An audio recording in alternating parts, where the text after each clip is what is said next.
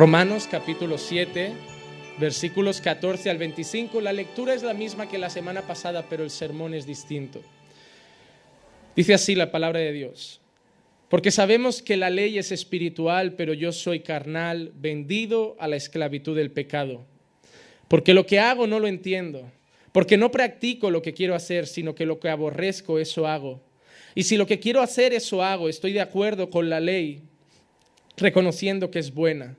Así que ya no soy yo el que lo hace, sino el pecado que habita en mí. Porque yo sé que en mí, es decir, en mi carne, no habita nada bueno. Porque el querer está presente en mí, pero el hacer el bien no. Pues no hago el bien que deseo, sino el mal que no quiero, eso practico. Y si lo que quiero hacer, eso hago, ya no soy yo el que lo hace, sino el pecado que habita en mí. Así que queriendo yo hacer el bien, hallo la ley de que el mal está presente en mí. Porque en el hombre interior me deleito en la ley de Dios. Pero veo otra ley en mis miembros, en los miembros de mi cuerpo, que hace guerra contra la ley de mi mente y me hace prisionero de la ley del pecado que está en mis miembros. Miserable de mí, ¿quién me librará de este cuerpo de muerte? Gracias a Dios por Jesucristo, Señor nuestro. Así que yo mismo, por un lado, con la mente sirvo a la ley de Dios, pero por el otro, con la carne, a la ley del pecado. Pueden tomar asiento.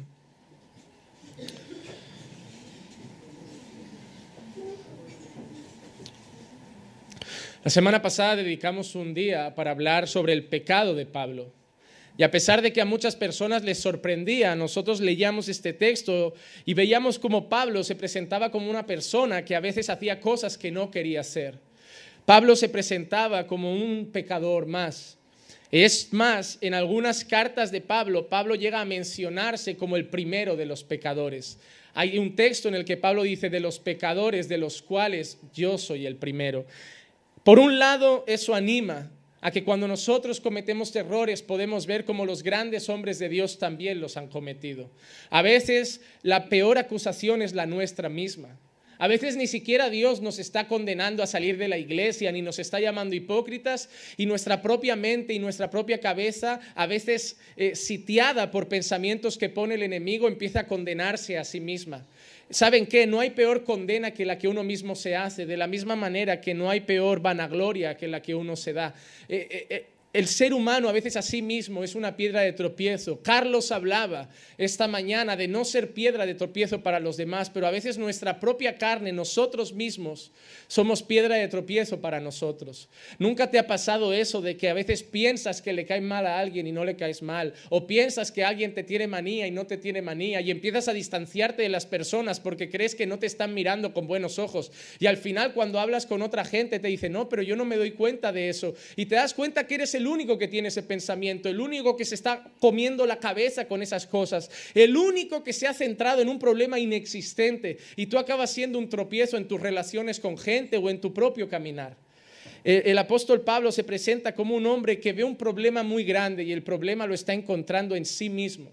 Y eso es algo que nosotros tenemos que reconocer, que el mayor problema que tenemos en la vida somos nosotros. Hermanos, nuestras esposas no son nuestro principal enemigo. Y esposas, sus maridos no son su principal enemigo. Muchas veces como pastor hacemos consejería y parece que nadie nunca reconoce sus faltas. Casi siempre es la otra persona presentando las cosas que hace mal su compañero. Y eso es un problema, porque cuando tú quieres arreglar una cosa, no puedes arreglarla empezando viendo culpa en los demás y no en ti.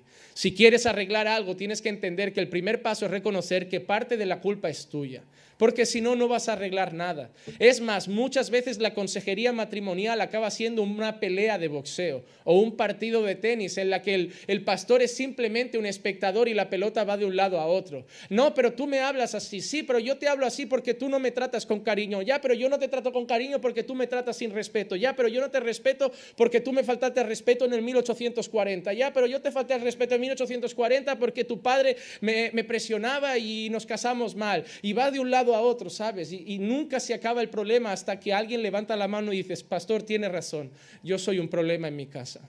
Pero pastor, yo quiero arreglarlo, yo quiero cambiar. No sé si ella quiere o no sé si él quiere, pero yo quiero. Ahí las cosas empiezan a marchar de otra manera. Cuando empiezas a ver que tus hijos no son el problema de tu casa, a lo mejor has sido tú como padre. O que tu esposa no es el problema de tu matrimonio, sino analizar cómo has sido tú como hombre.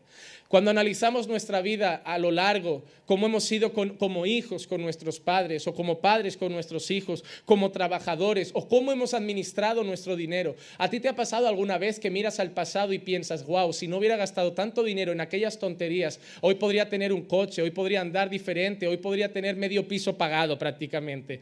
Y hoy estoy pasándolo mal porque en el momento de abundancia y de vacas gordas, pues yo pensaba que las flacas no iban a existir porque en España solo había todo gordo. No, pues no, también llegaron vacas flacas desnutridas. Entonces, hermano, te das cuenta que todo lo que te ha pasado en la vida hay un factor común en medio, que eres tú.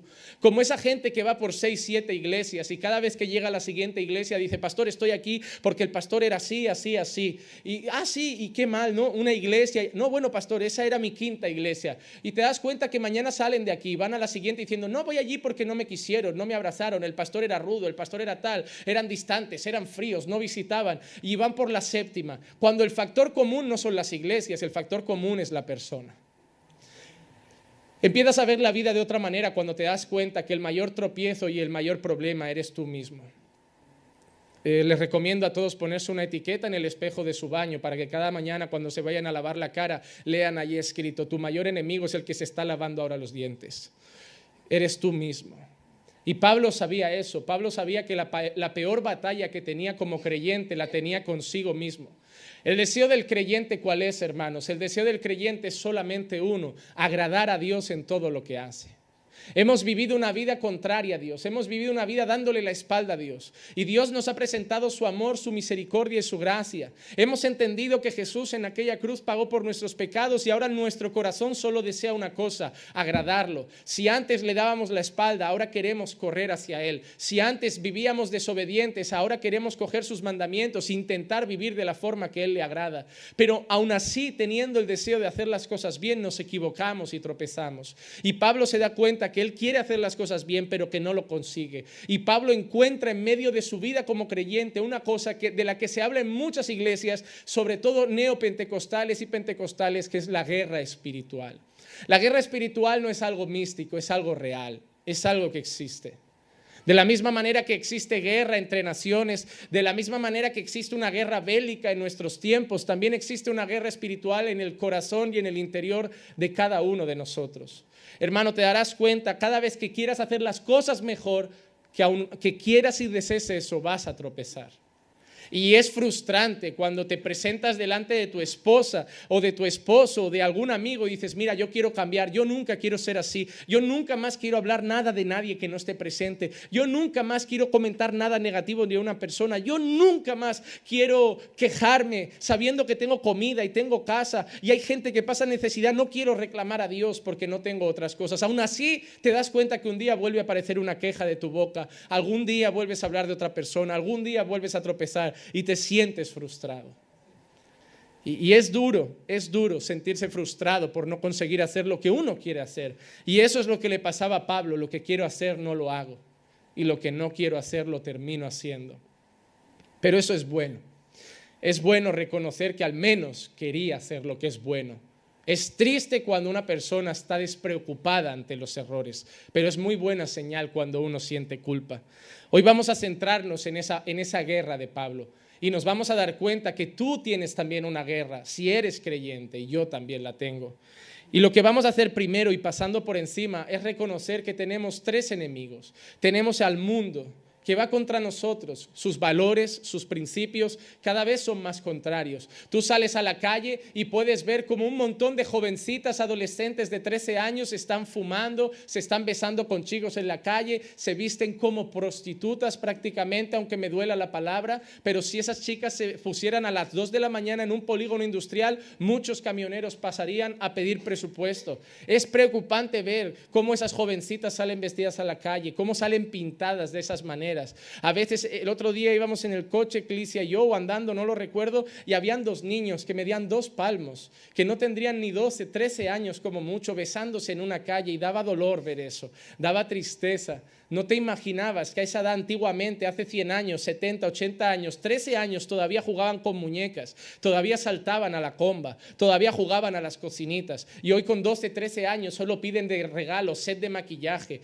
música moderna, ropa moderna, quieren tener novios, porque es lo que el mundo nos vende, es lo que la tele nos vende, es lo que la música nos vende. Empiezas a dejarles con 10 años que escuchen reggaetón y tú les dices, no, pastor, pero es la música que escuchan los jóvenes. Sí, pues vas a tener eso, porque esa música con 13 años habrá hecho que tu hija quiera más gasolina. Y la culpa no va a ser de Daddy Yankee, va a ser tuya. Tu hija va a besarse con 4 tíos a la vez y le vas a decir, hija, eso no es normal. Y te va a decir, para Maluma sí, porque hay que ser felices los 4.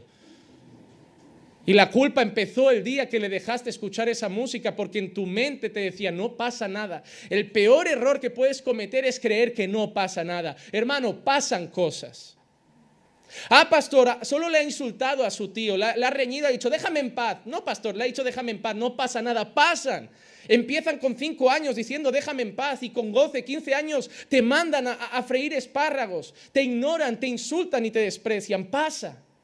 Hermano, nunca pienses en tu cabeza, no pasa nada, sí pasa. Cuando tu esposa te ve hablando con otra persona que sea mujer y te estás riendo con ella, y tú estás comentando algo inocente que a lo mejor no estás ni tonteando, ni haciendo nada inapropiado, solamente hablando, y ve que con esa hermana o amiga te ríes, tú vas a llegar a casa y ya te va a decir, oye, ¿qué era tanta risa con aquella muchacha? No, no pasa nada. En la cabeza de tu mujer pasa. Y no intentes convencerla de no, el problema está en tu cabeza, porque tú te comes la cabeza. No, eso es conversación de hombre que tarde o temprano al final la va a liar. No, tiene que pensar eso, porque no tenemos derecho a estar riéndonos con otras. Es más, a mí lo que me preocupa es que hay hombres que se ríen con todas menos con la suya. ¿Qué chistes les cuentas a las hermanas que no me cuentas a mí en casa? A mí no me robas una sonrisa, solo gritos, y con las hermanas es toda alegría. ¿Qué pasa? Hermano, pasan cosas. Tenemos que esforzarnos por ser esposos íntegros.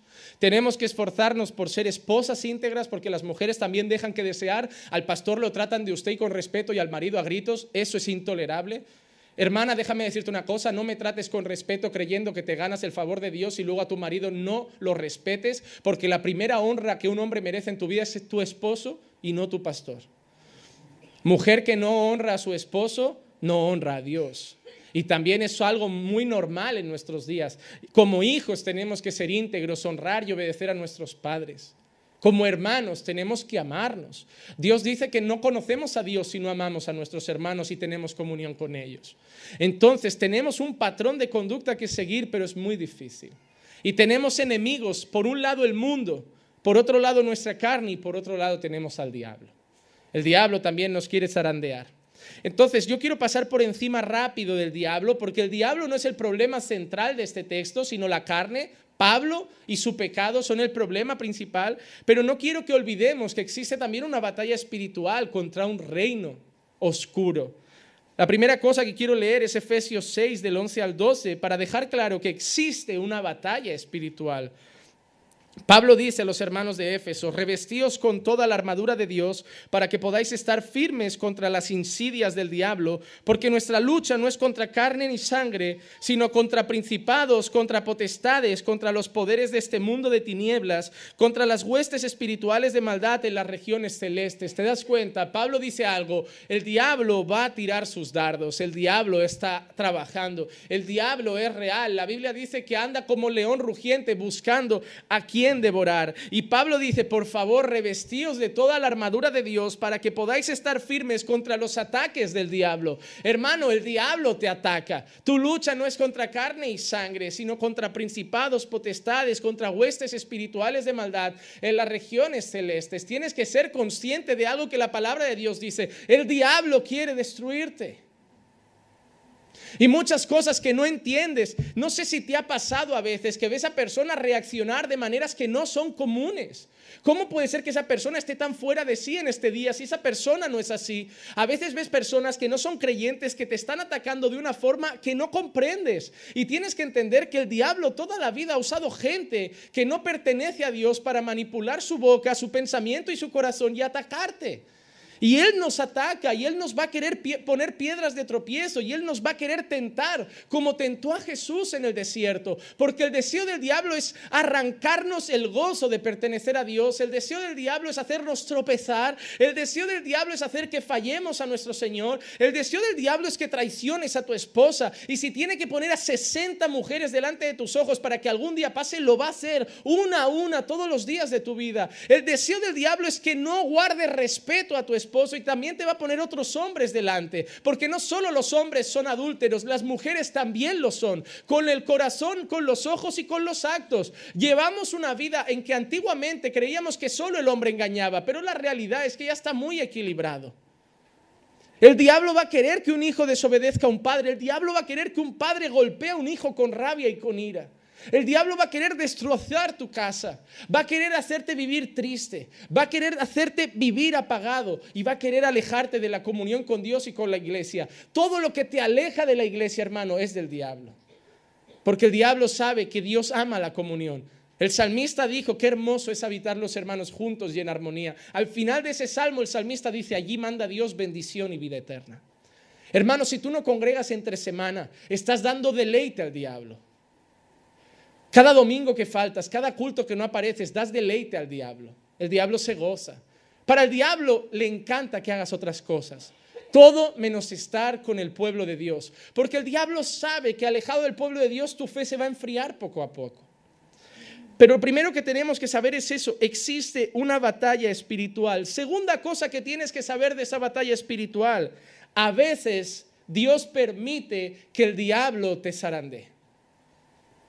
Tú crees que estás totalmente guardado por Dios ante el diablo y es cierto, la Biblia dice que aquel que es de Dios el maligno no lo toca. Pero por otro lado, Dios a veces permite que el diablo toque tu vida. Recuerda el caso de Job.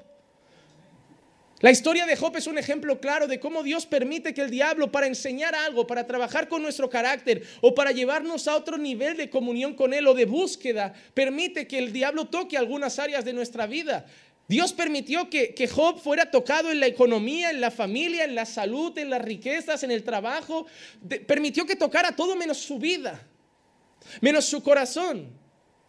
Para al final Job poder decir unas palabras, de oídas te oía, pero ahora mis ojos te ven. Job se acercó más a Dios. Job conoció la gracia de Dios gracias a que perdió todo. Y Dios luego lo restauró, pero yo sé que muchos predicadores dicen, todo lo que Dios, el diablo te quita, mira Job, mañana Dios te lo restaura por doble. Eso es mentira. A veces no restaura. No, si el diablo te lo ha arrebatado, Dios te lo devuelve multiplicado. Yo no sé de dónde sacan esas teorías, pero a veces no, a veces se pierde y te quedas solo con la enseñanza y la enseñanza vale más que lo que has perdido. El problema es cuando te pasan cosas y no aprendes. Hermano, fracasar en la vida no es un error. Error es fracasar y no aprender del fracaso. Eso es el error. Pero fracasar es humano. Fracasar nos enseña, fracasar nos hace crecer, fracasar forma nuestro carácter. Fracasar como padres nos deja enseñanzas mañana para nuestros hijos. Fracasar no es malo, a no ser que del fracaso no saques una enseñanza. Esa gente que vive fracasando en lo mismo siempre sí que es un problema. Pero la realidad es que Dios a veces permite que Satanás llegue a nuestra vida. Lucas capítulo 22, versículos 31 al 32, dice así: Simón, Simón, mira que Satanás os ha reclamado. Jesús le está diciendo a Pedro, Pedro, Satanás ha venido a pedirme que le deje ir a vosotros para zarandearos como a trigo, es decir, para sacudiros. Pero mira lo que dice Jesús: pero yo he rogado por ti para que tu fe no falle y tú, una vez que hayas regresado, fortalece a tus hermanos. Jesús no dice, y no voy a dejar que os zarandee. Al contrario, Jesús le dice a Pedro, Pedro, ha venido Satanás y me ha pedido que le deje zarandearos. Y Jesús no sigue diciendo, pero no le voy a dejar. No, dice, le voy a dejar y voy a rogar para que en medio de ese zarandeo tu fe no falle. Y cuando tú estés fortalecido, entonces ven para fortalecer a tus hermanos. A veces tú le estás diciendo a Dios, Señor, ¿por qué permites esto? ¿Por qué dejas que esto pase en mi vida? A veces le pides a Dios que evite las cosas. Y Dios está simplemente, Jesús está intercediendo al Padre para que tu fe no falle. Para que tu fe no se debilite. ¿Sabes por qué Dios a veces no te quita los problemas? Porque a Él no le interesa. Porque Él lo único que quiere es enseñarte algo que te haga madurar en la fe en esos problemas. ¿Sabías que la única manera de depender de Dios es no tener nada más que a Dios? Porque mientras tienes trabajo, mientras tienes gente que te sustenta y mientras estás rodeado de alguien que te apoya, yo dependo de Dios, sí, pero sientes todavía el apoyo de la gente. Pero cuando al final Dios te lleva a un sitio que solo te queda Dios, es cuando de verdad puedes decir, yo he aprendido a depender de Dios. Dios es mi mayor sustento. Dios me guarda. Cuando puedes pasar por una enfermedad grave y Dios hace una obra en tu vida, puedes decir, Dios es mi sanador. Pero yo no puedo decirlo porque hasta hoy todo ha sido curado con paracetamol, gelocatil y algunos medicamentos. Pero quien ha pasado un cáncer y ha tenido fe y ha descansado en Dios y ha salido victorioso de esa dura enfermedad puede decir, Dios me ha sustentado, Dios me fortaleció, Dios me dio la fuerza para no tirar la toalla y seguir enfrentando la enfermedad confiando en Él y hemos tenido victoria. Que también te digo una cosa, que venza el cáncer tampoco es una derrota. Porque si te manda con Dios, la muerte es ganancia. A veces creemos que si la enfermedad ganó, hemos perdido, ¿no? A veces Dios te quería ya con Él. ¿Quién te ha dicho que estar en esta tierra curado es mejor que estar con Dios? ¿Quién te ha engañado tanto creyendo que estar vivito en esta tierra es lo mejor que te puede pasar? Pablo dijo, no, que la vida está bien, pero la muerte es ganancia. Si estamos aquí, sirvamos, trabajemos, honremos a Dios, pero si morimos no nos hacéis nada. Les pasé, como les decía a los chicos, la película de Policarpo, condenados a muerte y ellos tranquilos en el juicio. Me acuerdo cuando en la escena que mira el procónsul y dice, bueno, me estás amenazando con un fuego que va a durar 1 hora. Pero a ti te debería preocupar el fuego que no se apaga, el fuego eterno. Él estaba tranquilo, sí, me va a doler, sí. Pero ¿saben qué es lo más maravilloso? Que la historia cuenta que cuando empezaron a quemarlo sucedió algo en ese lugar que al final lo mataron con una lanza y él no llegó a sentir el calor más fervoroso de las llamas. Dios sabe hasta qué punto te puede dejar. Otros fueron devorados por leones por no negar a Jesús. Pero para ellos la vida no era tan valiosa como estar con el Señor.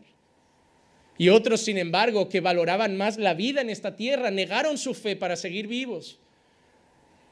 Pero no recordaron que Jesús dijo, quien me niegue en la tierra, yo lo negaré delante de Dios que está en los cielos.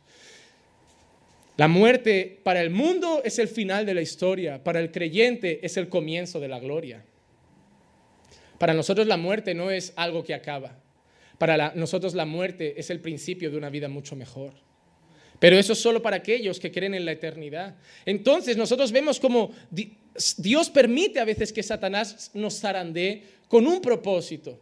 Si estás sufriendo, si notas que el enemigo te está zarandeando en alguna área, yo solo quiero llamarte a algo, ten fe y confía en Dios. Porque Dios no te ha abandonado, Dios no te ha desamparado, Dios tiene un propósito, incluso en el dolor.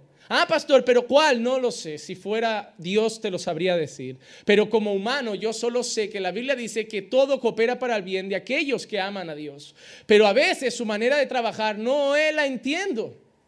Simplemente me queda estar en medio de la tormenta y confiar. Y creyendo, si el barco se hunde es porque Dios quiso. Y si el barco no se hunde es porque Dios quiso. Sea lo que sea que pase, Dios va a hacer lo que Él convenga, que es mejor. Y tenemos que confiar. Y por último, tenemos que entender que esa batalla espiritual es real. Tenemos que entender que a veces Dios permite que seamos zarandeados para fortalecer nuestra fe. Pero sobre todas las cosas, tenemos que entender que ante esa batalla espiritual, la mejor manera de vencer es estar sometidos a Dios.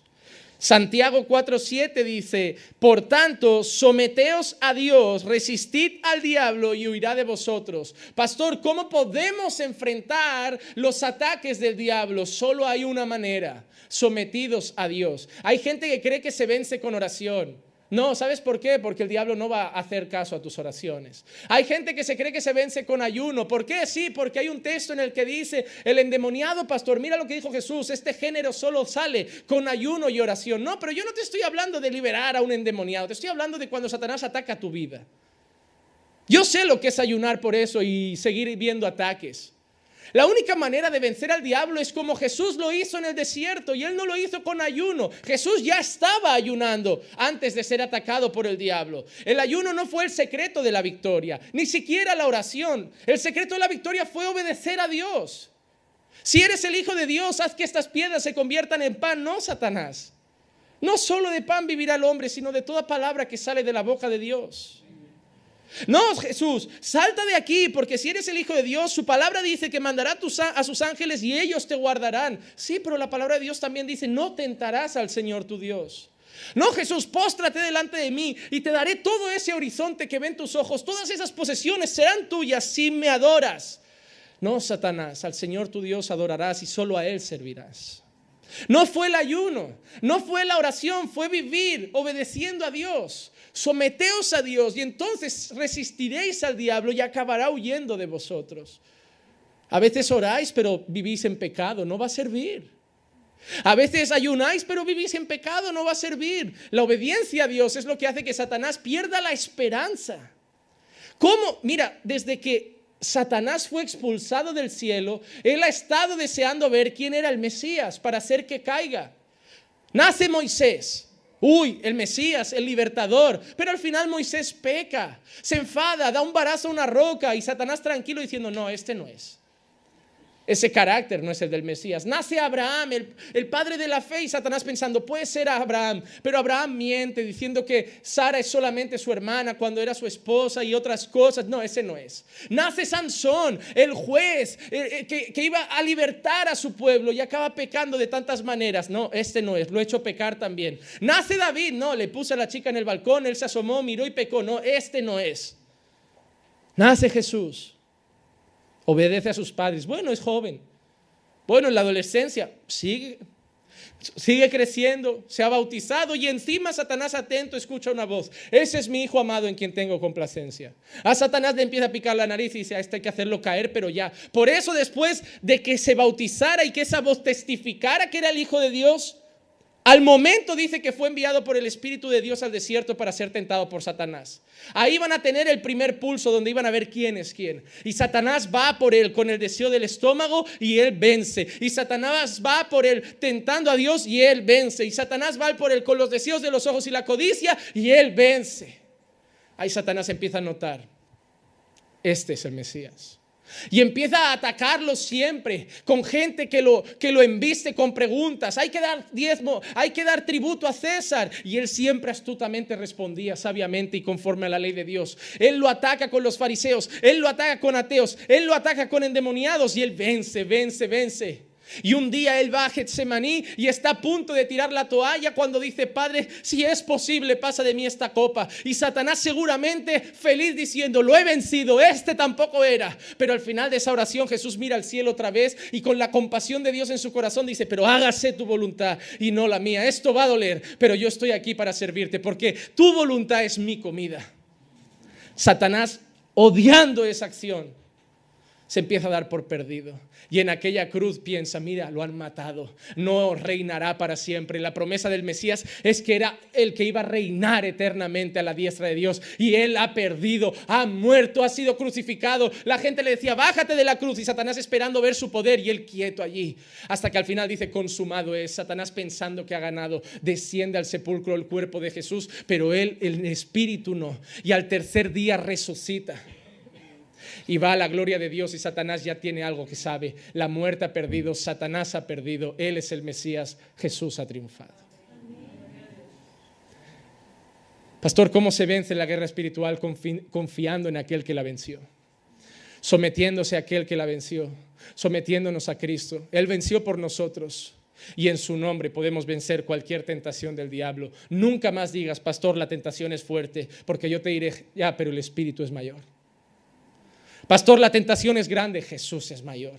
Pastor, el deseo de la carne es grande. El espíritu vale más que la carne, tiene más fuerza que la carne. Y no hay ninguna tentación que orando y buscando la ayuda de Dios no se pueda vencer. Pastor, es que hay una mujer en el trabajo que me está asediando y buscando. Deja el trabajo, porque si de verdad tomas a Dios, saldrás de cualquier tentación. El sabio ve el pecado y se aparta. Si sigues ahí riéndole las gracias, es porque en el fondo tu corazón lo desea. A veces decimos que la tentación es débil solo como excusa para hacer lo que queríamos hacer. Es una realidad. Sí, la tentación es grande, la carne es débil, pero el Espíritu de Dios es poderoso. Alguien dijo una vez, no hay pecado que no se venza si descansamos en Jesús para hacerlo. Jesús, tengo ganas de divorciarme, no aguanto más. Soy un infeliz y yo no he nacido y sé que no me quieres infeliz, Señor. Pero no aguanto más esta relación. En vez de cambiar, yo voy a la iglesia, yo te busco, yo oro, yo intento servirte con integridad, pero mi marido cada vez es más rudo, cada vez peor, y encima desde que voy a la iglesia se ha puesto peor, Señor. Si buscas a Dios, Él te va a decir, espera, espera. Y no siempre va a salir como tú quieres, pero resistir hasta el final esperando es la prueba de que amas a Dios más que a tu marido. Es mirar a tu marido y decir, ¿sabes qué? Te voy a ser sincera, no te voy a dejar. Si quieres seguir haciéndome infeliz, hazlo. Si quieres seguir tratándome mal, hazlo. Y si quieres seguir engañándome con jovencitas, hazlo. Yo no te voy a dejar, porque Dios no aborrece el divorcio y Dios ama el matrimonio. Yo te voy a respetar, yo te voy a honrar, porque mi alegría no depende de que tú me respetes, depende de que Dios es mi Señor. Wow, yo querría ver mujeres así. Mujeres que son capaces de seguir infelices al lado de un hombre porque lo que trae alegría a su corazón es Dios. Hombres que saben que su mujer a veces les falta el respeto y en vez de engañarlas dices, ¿sabes qué? Podría usar la excusa de que no me respetas, podría usar la excusa de que no me das atención, podría usar la excusa, 1000 excusas para engañarte, pero ama a Dios más que a ti y por eso voy a serle fiel a Él. José podría haber dicho, mis hermanos me han abandonado, nadie me quiere y encima soy esclavo, podría acostarme con la mujer de Potifar, pero José dijo, yo amo más a Dios. Cuando te sometes a Dios, toda tentación es vencida. Si te das cuenta, cada vez que la tentación nos supera, cada vez que acabamos pecando, es porque nos hemos sometido a nuestros propios deseos y no al Señor. Ahora vamos a la segunda parte del sermón, la lucha de Pablo pero contra el pecado. El texto habla de un Pablo que está batallando contra el pecado. Y antes de dar algunos consejos en esta lucha, yo quiero decir algunas cosas que Pablo dice para demostrar que es Pablo el creyente. Porque como decíamos, muchas personas dicen que este Pablo que se llama es vendido al pecado, que comete errores, que a veces está pecando. No puede ser el Pablo apóstol, porque un apóstol no puede vivir pecando a veces. Un apóstol no puede tropezar. Un apóstol tiene que ser santo, sí, pero nunca como Jesús, porque ese apóstol no es Cristo. Entonces, Pablo dice algunas cosas que nos dan a entender que él es un buen creyente. Y yo espero que esas cosas se identifiquen contigo. La primera cosa, en el versículo 15, Pablo dice, porque lo que hago no lo entiendo, porque no practico lo que quiero hacer, sino que lo que aborrezco, eso hago. Mira cómo Pablo llama al pecado. Pablo dice que el pecado es lo que él aborrece.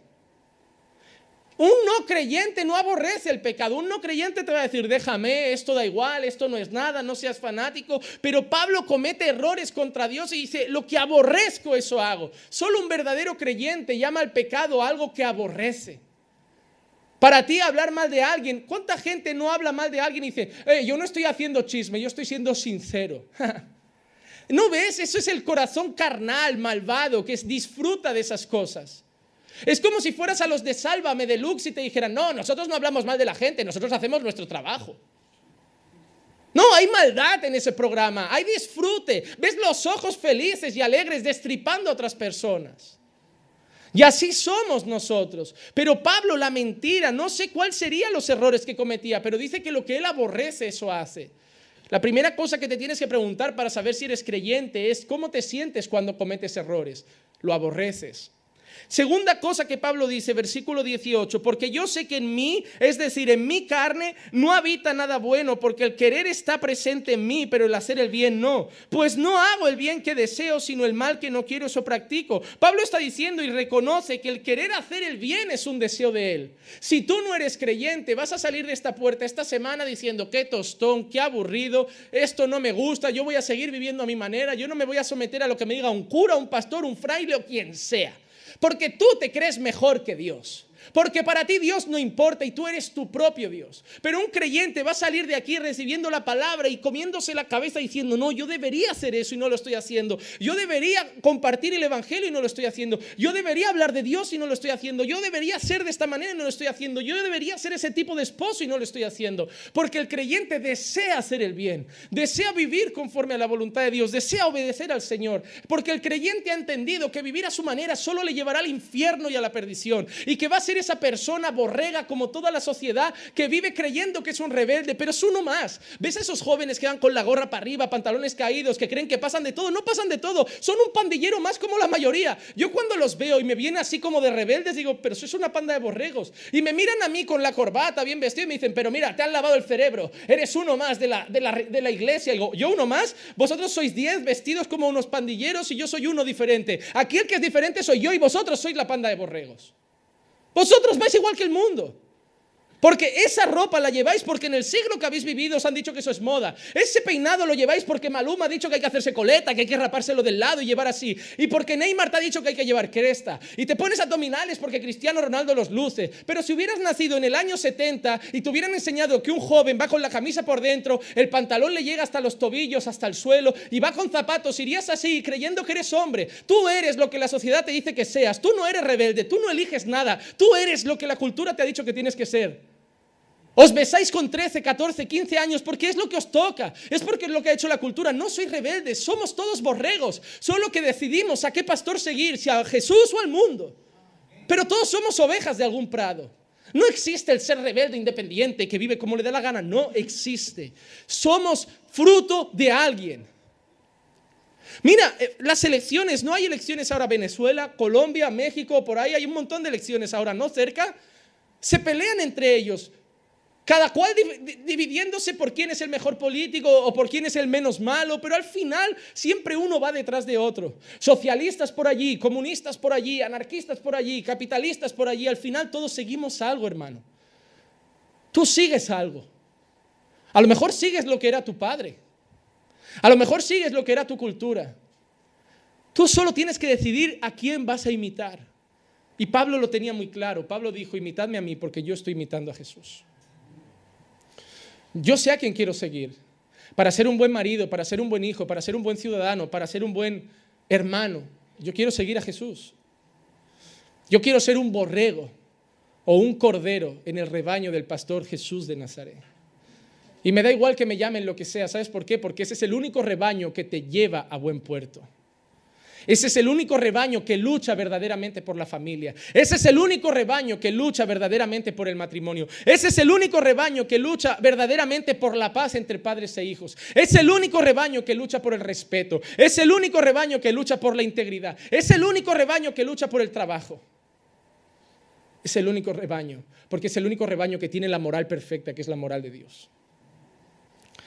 Tercera cosa que Pablo dice en el versículo 22, Pablo dice, porque en el hombre interior me deleito con la ley de Dios. Solo un creyente podría decir que se deleita con la ley de Dios. Los no creyentes escuchan estos sermones y dicen, esto es aburrido, esto es pesado, la ley de Dios solo quiere mandar, solo quiere quitarnos la libertad. El no creyente ve en los mandamientos normas a cumplir y que le privan de ser feliz. El creyente ve en la ley de Dios libertad y gozo. A mí hay gente que me dice, cuando yo empecé a caminar con el Señor, sobre todo familia y algunas personas decían, oh Juanma, a ti te han lavado el cerebro. Y digo, sí, y a ti también te haría falta porque lo tienes lleno de porquería.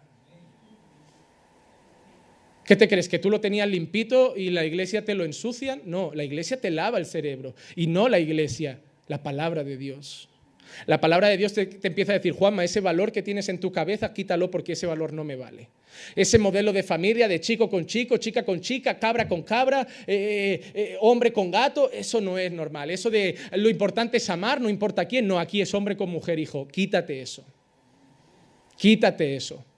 El otro día por internet alguien me dijo, no, Dios nos ha enseñado a amar, no a quién hay que amar. Y le digo, vale, si mañana tu maridito, acaba queriéndose acostar con tu hijo adoptivo, eso es incesto. Incesto. Él te va a decir que él también tiene derecho a amar a quien quiera, aunque sea un menor. Y a muchos menores los convencen y quieren tener relaciones. Miren Woody Allen con la niña esa que adoptó. No, es que así es el mundo. ¿Por qué para esa persona un hombre con un hombre es natural, pero un padre con un hijo es no natural? Porque él tiene sus propios valores. Pero la misma norma de que cada uno ame a quien quiera, para él también puede valer, ¿no? Para el padre que quiere amar a su hija de 10 años por las noches en la cama. No es que ame cada uno a quien quiera. Aquí no es que reine el amor libre. Hombre y mujer, varón y hembra los hizo. Los valores son claros, el mundo nos contamina la cabeza y claro que la palabra de Dios nos la tiene que lavar, pero es solo cuando entiendes que esa palabra es perfecta que empiezas a verla como un deleite que te hace libre de mentiras que llevas viviendo. La iglesia no te quiere poner algo al lado para que no veas el mundo, la iglesia te quita la venda para que veas la realidad de todas las mentiras que te han contado. Número 4, Pablo dice en el versículo 24, miserable de mí, ¿quién me librará de este cuerpo de muerte? Solo un creyente sufre y se siente miserable cuando peca. Y yo te pregunto, ¿cómo te sientes tú cuando cometes errores? ¿Cómo te sientes tú cuando pecas contra Dios? ¿Tienes un ligero remordimiento o sufres de verdad? Cuando Pedro negó a Jesús, si te das cuenta, hay un versículo que dice algo muy claro. Y Pedro lloró amargamente. Eso es lo que el creyente hace cuando falla a Dios. Llora amargamente. Eso es lo que el creyente hace cuando... Mira, imagínate que tú traicionas a tu esposo. Para no hablar siempre de la mujer traicionada, vamos a hablar al revés. Tú no deberías ser una mujer que intenta taparlo y que la única preocupación es que no se entere. Tu mayor preocupación debería ser lo que has hecho y deberías sufrir tanto que deberías confesarlo, decirlo, hacerlo hasta público para ser libre de esa carga que tanto te duele.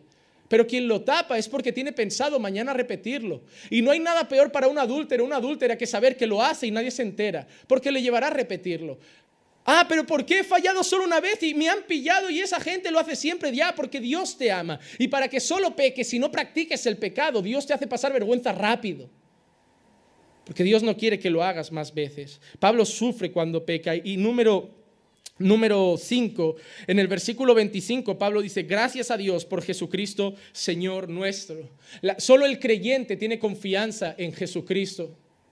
Solo el creyente confía en Jesús para todas las cosas. Pablo está diciendo, lo que quiero hacer no lo hago, lo que no quiero hacer lo acabo haciendo, soy un miserable, ¿quién me librará de todo esto? Y termina diciendo, gracias por Jesucristo. Porque Pablo, solo el creyente reconoce que su única esperanza es Jesús. Entonces hemos visto que hay una guerra espiritual dentro de nosotros contra el pecado y yo quiero daros 4 o 5 consejos sobre cómo la Biblia nos habla de esa relación del creyente con el día a día. Mira, primero yo quiero que leamos Mateo capítulo 7, versículos 13 y 14. Las propias palabras de Jesús dice así, entrad por la puerta estrecha, porque ancha es la puerta y amplia es la senda que lleva a la perdición, y muchos son los que entran por ella. Porque estrecha es la puerta y angosta es la senda que lleva a la vida, y pocos son los que la hallan. La primera cosa que tenemos que tener claro, hermanos, es que nadie dijo, ni mucho menos Jesús, que la vida cristiana iba a ser fácil. Camino angosto, puerta estrecha. ¿En qué momento Jesús dijo, no, el camino espacioso y la puerta grande es para los creyentes? Lleva a la vida eterna. No, él dijo que lo fácil llevaba a la perdición. Y que el camino angosto y la puerta estrecha era lo que llevaba a la vida eterna. Y ojo al dato que al final dice, y pocos son los que entran por ella. Saben, Jesús está diciendo, la gran mayoría no se va a salvar. La gran mayoría no va a llegar a la eternidad. Porque la gran mayoría solo quiere lo que es fácil. La gran mayoría quiere atajos. Mira los conductores. Puedes girar y ya tirar para la dirección porque la próxima rotonda donde puedes dar la vuelta está a 6 calles. Tú vas a mirar a derecha o izquierda si no viene policía porque el resto de coches te da igual. Solo vas a fijarte si no viene un Mosso d'Esquadra, un guardia urbano y vas a hacer un gato, vas a hacer una trampita por aquí para no dar toda la vuelta. ¿Sabes por qué? Porque el corazón del hombre que no quiere cumplir las leyes, la trampa y el atajo siempre le va mejor. Pero el creyente va a pensar, ¿sabes? El Mosso d'Esquadra no ve lo que voy a hacer, pero Dios sí. Y lo que voy a hacer no es correcto. Y no me cuesta nada, y más que no voy andando. para cansarme. No me cuesta nada conducir 5 calles y dar la vuelta debidamente en la rotonda y al menos tener la conciencia de que estoy agradando a Dios. Pastor, son tonterías, como pasar un semáforo en rojo. Para ti son tonterías, porque la cultura te está diciendo que esas leyes no importan, que son poca cosa. Pero yo vengo a decirte que para Dios no hay tonterías, que para Dios todas las leyes son importantes.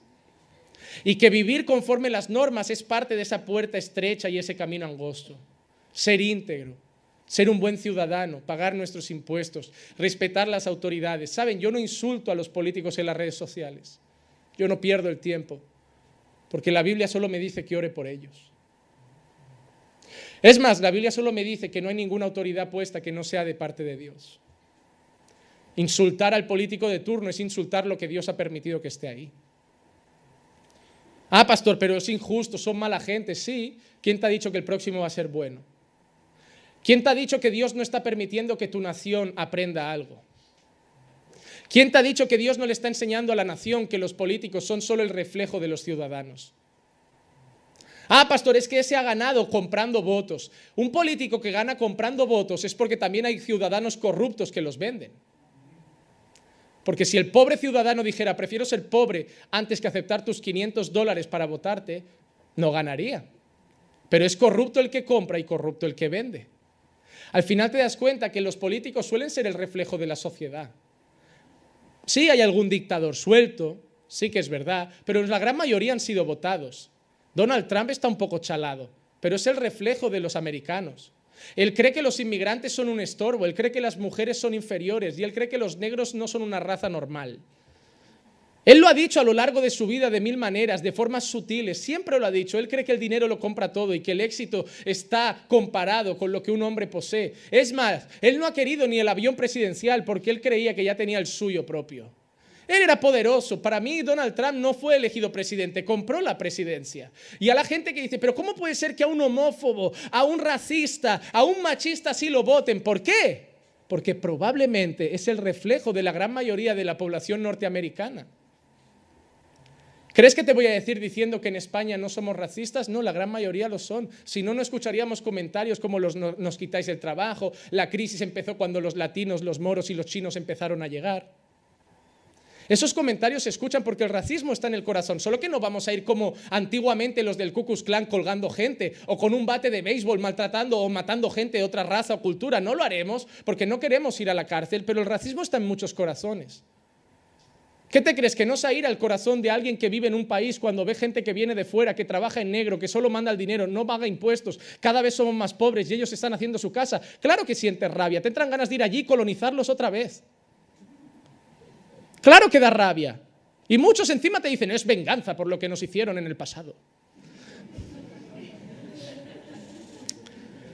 Te puedo ser sincero.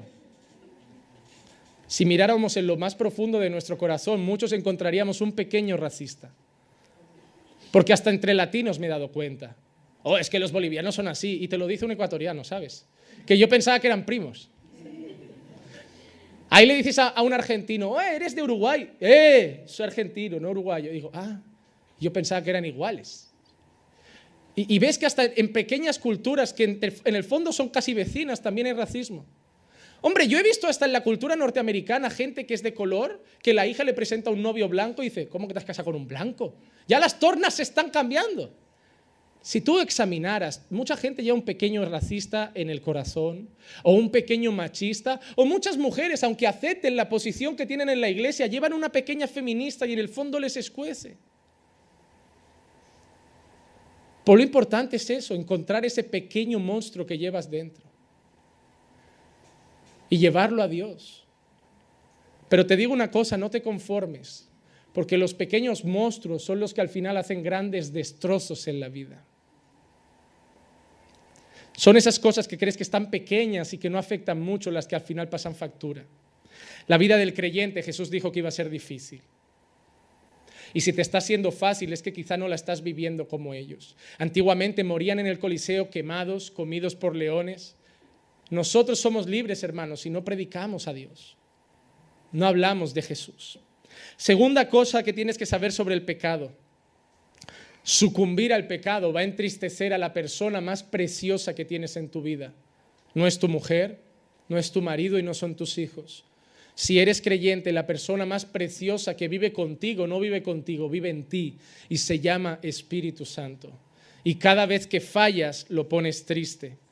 Gálatas 5, 16 y 17 dice, digo pues, andad por el Espíritu y no cumpliréis el deseo de la carne, porque el deseo de la carne es contra el Espíritu y el del Espíritu es contra la carne, pues estos se oponen el uno al otro, de manera que no podéis hacer lo que no deseáis. Cuando tu carne te dice miente, tu Espíritu te dice sé honesto. Cuando tu carne te dice fornica, tu Espíritu te dice santifícate. Cuando tu carne te dice engaña a tu esposa, tu Espíritu te dice sé fiel. Cuando tu carne te dice habla mal del pastor, del hermano o de quien sea, tu Espíritu te dice habla bien. Cuando tu carne te dice maldice, tu Espíritu te dice bendice. Cuando tu carne te dice odia, tu Espíritu te dice perdona. Cuando tu carne te dice ten rabia, tu Espíritu te dice ama.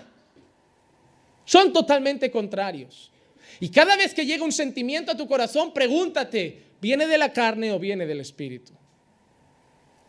Primera de Tesalonicenses 5:19, el apóstol Pablo dice, no entristezcáis al Espíritu.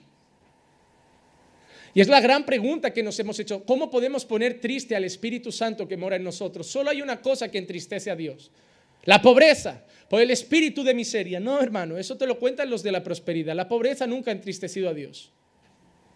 La enfermedad tampoco pone triste a Dios. ¿Crees que a Dios que tú tengas cáncer le pone enfermo? No, pastor, mire, tiene cáncer, Dios está llorando con la enfermedad de él. No, ¿cómo va a estar llorando si seguramente Dios lo ha permitido? Dios sabe lo que está pasando, Dios no está llorando, ¿acaso caen lágrimas del cielo? No, Dios no está llorando, a lo mejor Dios se lo quiere llevar. No sé por qué está así. Pero hermanos, lo único que pone triste a Dios es el pecado. Jesús no murió para que seas feliz en tu casa. Jesús no murió para que tengas coche. Jesús no murió para que tengas trabajo. Jesús no murió para que te compres ropa de marca. Jesús murió porque tu pecado entristeció a Dios hasta el punto que quería fulminar toda la tierra. Y Jesús fue la solución y la gracia para evitar otro diluvio que matara a toda la humanidad o fuego que nos consumiera. Solo que ese diluvio y ese castigo y ese fuego cayó, pero cayó sobre Cristo. Cada vez que fallamos a Dios, entristecemos al Espíritu Santo. ¿Te has dado cuenta que hay momentos ¿te acuerdas cuando llegaste a los caminos de Dios que lo querías dejar todo, alejarte de todo, que parece que querías ser un ermitaño? No, dejo la música secular, dejo de ver la tele, dejo el Facebook. Hay gente que hasta lo ponía en las redes sociales. Anuncio que cierro mi cuenta de Facebook porque ahora me voy a entregar a la oración. Y tú decías, otro monje evangélico. No han entendido que Dios tampoco quiere eso, que Facebook también es una manera de ser luz, si se usa bien. Pero yo veía tantas esas cosas, pero al menos veías el deseo, ¿no?, de separarse para Dios. Ahí esa persona ya lleva 5 años en la fe y ya hay alabanzas, va a beber, sale a pasear. Tú dices, ¿sabes que estamos cantando a Dios? Ya, pero ahora iré. Con que llegue la última alabanza, suficiente. Ya no tiene gozo. Ya en casa no canta, ya en casa no ora, ya no lee la Biblia. Y te dices, pastor, estoy pasando por un momento frío en la fe. Muy bien, hija mía, hijo mío. ¿Por qué? No sé, pastor, igual las pruebas. No, porque las pruebas no ponen triste al espíritu. No sé, las dificultades. No, las dificultades te llevan a orar, no ponen triste al espíritu. Vamos a seguir buscando, hija mía, lo que puede ser. Pastor, quizá el pecado. Bingo. Porque lo único que pone triste al Espíritu Santo es el pecado. Y tú crees que, ay, pero he hecho esto, es tan poca cosa, lo suficiente para que tu espíritu se apague, hermano. Lo suficiente para que tu espíritu se entristezca, el Espíritu Santo que mora en ti se ponga triste.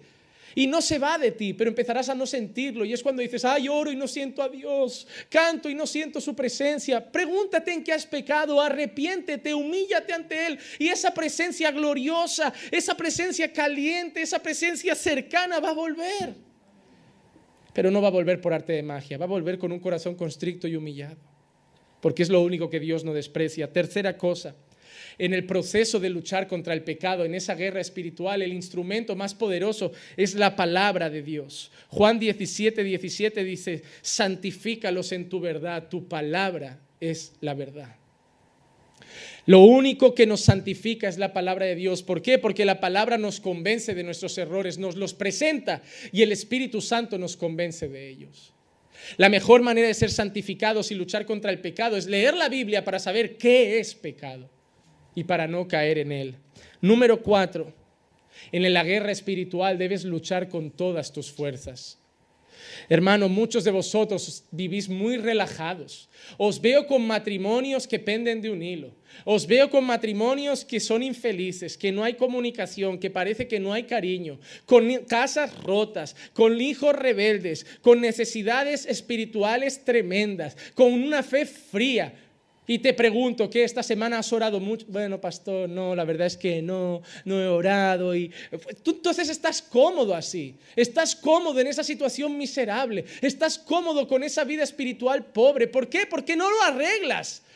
Porque si tu madre se estuviera muriendo, te haces una maleta, te vas al hospital, vives allí, duermes allí, vas a casa, comes, vuelves, te cansas, porque lo que nos importa, sudamos para estar en ello. Si a ti te dijeran, no, vas a jugar en el Barça, pero tienes que entrenar duro un mes, no dormirías, comerías lo que te dijeran, entrenarías 6 horas, porque cuando uno desea algo, se vuelve loco para conseguirlo. Me acuerdo cuando yo fui a entrar en la universidad, teníamos que hacer después del instituto el examen de acceso, lo que le llaman aquí la selectividad. Hermano, eran días, tú querías una nota alta porque querías llegar a esa carrera y para entrar en esa universidad tenías que sacar de media un 8,9 y tu media un 8,5 y sabías, bueno, tengo que dejar en la selectividad un 9 o no sé qué y te pasabas 3 días que tu padre, oye, a descansar, no, dame café, o sea, Juanma, 2 días sin dormir, 3 días sin dormir, yo quiero esa carrera, yo quiero esa universidad. Ahí tienes el otro que te lo tira toda la basura, que se lo toma relajado, la media le cae en picado. ¿Qué vas a estudiar? No, al final no puedo, no me llega la nota, haré aquello. El éxito, hermano, no es el evangelio de la prosperidad lo que da el éxito. Es el esfuerzo, es el trabajo. ¿Quieres prosperar económicamente? Trabaja como un borrego. Trabaja como un borrego. La mayoría no habéis estudiado. ¿Qué queréis? ¿Trabajar de 8 a 5 con aire acondicionado sentados y ganar 6.000 euros? No habéis estudiado, hermano. El único trabajo sentado que a lo mejor vais a tener al final es de cajero en un súper. Pero si te ha tocado hacer paletas, sé el mejor paleta, haz buenos presupuestos, trabaja duro, esfuérzate, honra a Dios haciendo precios íntegros, no subiendo precio con malos materiales. Sea un buen empleado y Dios te honrará. De la misma manera también te digo que si usas materiales chapuceros y inflas los precios, mañana Dios te lleva a la quiebra si quiere, y es justo si lo hace. Porque los que no sabemos ni de mecánica, ni de paletería, ni de fontanería, lo que más odiamos es saber que nos han hecho una chapuza y nos han tomado el pelo. Lo odiamos, hermano. Y también Dios no se agrada. ¿Quieres honrar a Dios? Pero no tengo un llamado para ser pastor. Bueno, ¿para qué? No, es que soy zapatero. Sé el mejor zapatero. Pastor, yo quería ser profesora, pero no sé, igual dejo mi carrera para servir a Dios. Ser profesora es servir a Dios. Vas a influir en la mente de niños. Puedes cambiar la próxima sociedad, poniéndoles buenos valores, haciendo una clase llena de amor, respeto y honra. Sé buena profesora y sirve a Dios ahí. Pero solo, hermano, hay una manera de vencer el pecado, es luchar. ¿Quieres tener éxito contra el pecado? ¿Quieres vencerlo? Tienes que luchar. Hebreos 12:4 dice, porque todavía en vuestra lucha contra el pecado no habéis resistido hasta el punto de dar sangre. ¡Wow! ¡Qué palabras fuertes! Seguramente le iba mucha gente diciendo, estoy luchando contra el pecado, pero caigo. Y el pastor se cansó y dijo, no caes, te tiras de cabeza. Porque no te veo sudar sangre contra el pecado. Si tu problema es una compañera o un compañero de trabajo, deja el trabajo. Pero hay que comer. ¿Qué prefieres? ¿Seguir comiendo y un matrimonio roto o pasar hambre y estar con tu esposa? No, mi familia va primero. Pues deja el trabajo. Si ahí está la tentación, déjalo. Si tu jefe te hace mentir, déjalo. Si tu jefe te hace ser deshonesto, déjalo. Es que son mis amigos de toda la vida, pero mira, se están torciendo, ahora fuman porros, ahora se están drogando. ¡Déjalos! Pero ¿qué vale más? ¿Un corazón que ama a tus amigos o honrar a Dios? Porque al final acabarás como ellos. Pastor, mira, vivimos juntos, pero no estamos casados, un día nos queremos casar. ¿Estáis en fornicación? Sí, pero lo queremos arreglar. ¿Lo quieres arreglar? Alquílate una habitación. No, pastor, está difícil. Pues sigue pecando, pero no me vengas con cuento de que quieres arreglarlo, porque hasta que te cases el arreglo rápido es ese, salir de esa casa. El problema es que nadie quiere sudar sangre contra el pecado, porque el pecado a tu carne le queda bien. Es una realidad, hermano. No te estoy juzgando. Cada uno se juzga a sí mismo. Pablo lo dijo, cada uno pruébese a sí mismo y vea si está o no con Dios. Y por último, la mejor manera de vencer el pecado. Hebreos capítulo 12, versículos 1 y 2.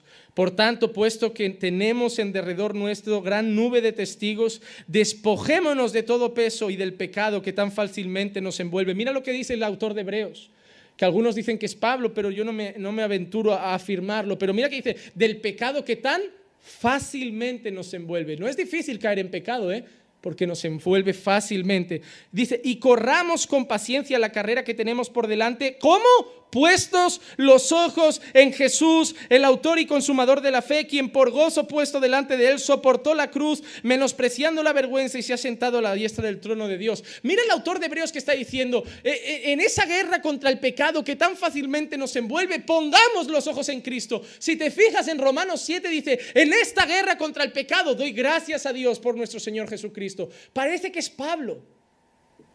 Parece que es Pablo, de otra manera, hablando de gente que lucha con el pecado, y la única esperanza para vencer el pecado, ¿sabes cuál es?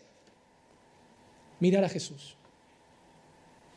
Porque si tú estás queriendo luchar con el pecado para agradar al pastor, el pastor no te va a seguir mañana donde vayas. Pero Jesús va a estar ahí.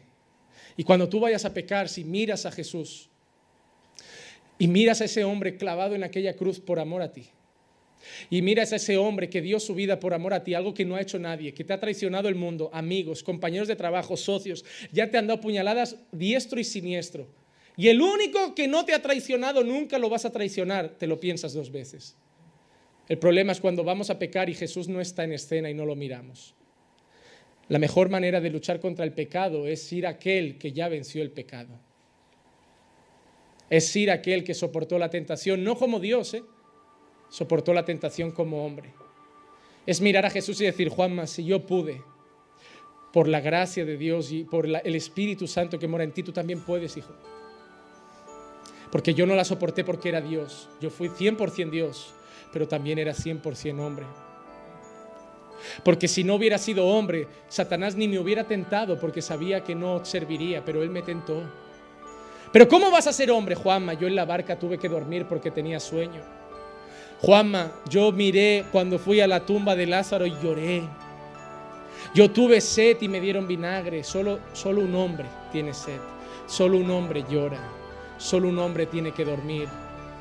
Yo era 100% Dios y también 100% hombre. Y cuando miras a mí y ves, primero, que vencí la tentación, y segundo, lo que he hecho por ti, te vas a pensar dos veces el destrozarme con tu pecado. Porque me entristece y porque me duele. Pablo pecó y se equivocó, pero sufría, y para hacerlo cada vez menos miraba a Jesús. Que cuando salgas hoy de aquí y tengas tentaciones durante la semana de fallar a Dios, pienses en Jesús, pongas tus ojos en Él, en el autor y consumador de la fe, porque en Él encontrarás toda fuerza, esperanza y gracia para agradar a Dios y seguir viviendo en santidad. Pónganse en pie.